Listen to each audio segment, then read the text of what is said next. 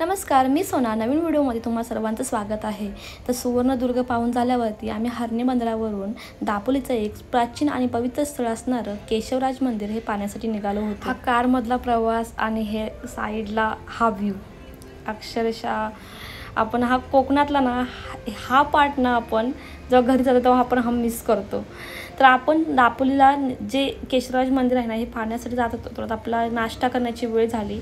नाश्ता करून आपण तिकडे जाणार होतो. तर आम्ही दापोली शहरामध्ये गेलो होतो. थोडंसं काम होतं ते करून आम्ही केशवराज मंदिराकडे आपण निघालो. तर केशवराज मंदिर हे रत्नागिरी जिल्ह्यातील दापोली तालुक्यापासून साधारणतः 7 किलोमीटरवर आसूद गावात आहे.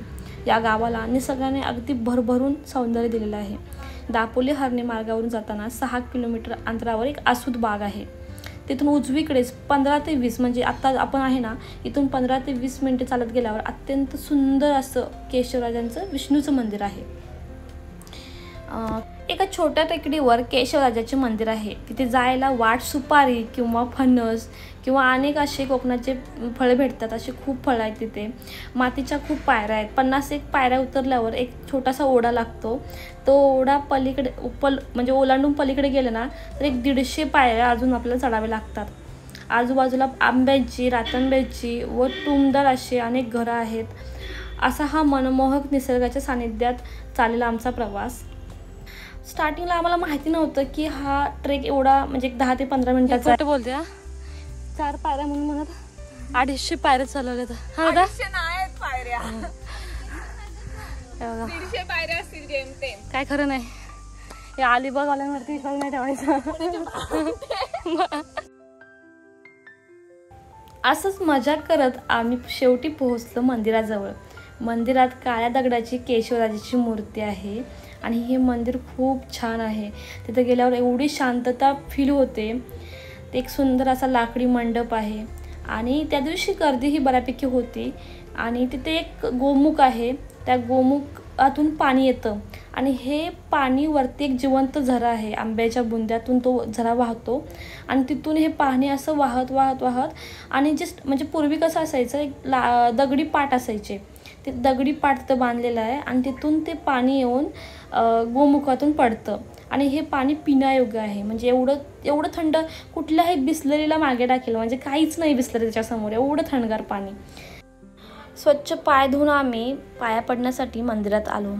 मंदिरात अशी विष्णूची काळ्या दगडातील मूर्ती आहे. सुंदर अशी मूर्तीचं दर्शन घेतलं आणि आम्ही बाहेर आलो. मंदिराच्या बाहेर कारण उन्हाची वेळ होती आणि दुपारी आम्ही जेवून आल्यावरती मस्त अशी झोप लागली. ह्या परिसरात एवढं शांत वातावरण होतं. आम्ही 2 ते 3 तास तिथे बसून होतो आणि कधी डोळे लागले सर्वांचे आणि 1-2 झोप काढल्या. अशी भारी झोप झाली. प्राजक्ता अशी झोप झाली. खूप छान. आणि या मंदिराच्या साईडलाच गणपतीचं छोटंसं मंदिर आहे आणि ही मूर्ती पहा.